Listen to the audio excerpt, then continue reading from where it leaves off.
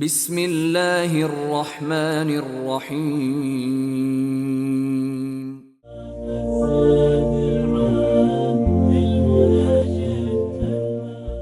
حضرت علی رضی اللہ تعالی عنہ سے روایت ہے کہ ہم بقیع غرقد کے قبرستان میں ایک جنازے میں تھے جس میں رسول اللہ صلی اللہ علیہ وآلہ وسلم بھی تھے۔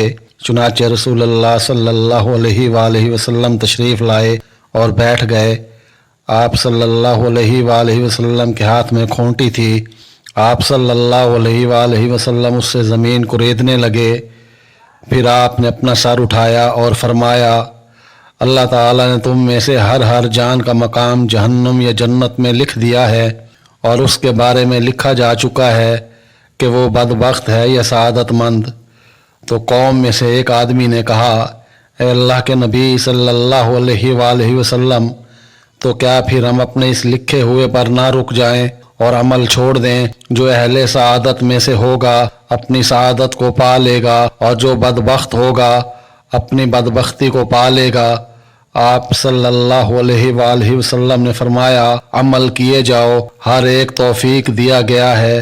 نیک بختوں کو سعادت کے اعمال کی توفیق دی جاتی ہے، اور بدبختوں کو بدبختوں والے اعمال کی توفیق ملتی ہے۔ پھر اللہ کے نبی صلی اللہ علیہ وآلہ وسلم نے یہ آیات پڑھی، اور جس نے اللہ کے لیے مال دیا اور تقوی اختیار کیا اور نیکی کی تصدیق کی، ہم اسے آسان منزل کی توفیق دیتے ہیں، اور جس نے بخل کیا اور بے پرواہ بنا رہا اور نیکی کو جھٹلایا تو ہم اسے تنگی والی منزل کی توفیق دیتے ہیں۔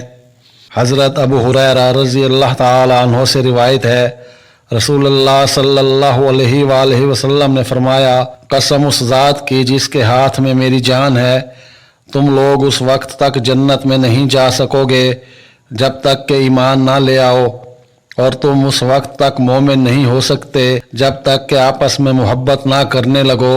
کیا میں تمہیں ایسی بات نہ بتا دوں کہ اس پر عمل کرنے سے آپس میں محبت کرنے لگو؟ آپس میں سلام بہت کیا کرو۔ حضرت ابن عمر رضی اللہ تعالی عنہما سے روایت ہے کہ رسول اللہ صلی اللہ علیہ وآلہ وسلم نے فرمایا، سب سے بڑا حسن سلوک یہ ہے کہ ماں باپ کے فوت ہو جانے کے بعد انسان اس کے محبت کرنے والوں سے ملاپ رکھے۔ رسول اللہ صلی اللہ علیہ وآلہ وسلم نے فرمایا، جو شخص کسی تنگ دست قرض دار کو مہلت دے یا اس کا کچھ قرض معاف کر دے تو اللہ اسے قیامت کے دن اپنے عرش کے سایہ کے نیچے جگہ دے گا، جس دن اس کے سائے کے علاوہ کوئی اور سایہ نہ ہوگا۔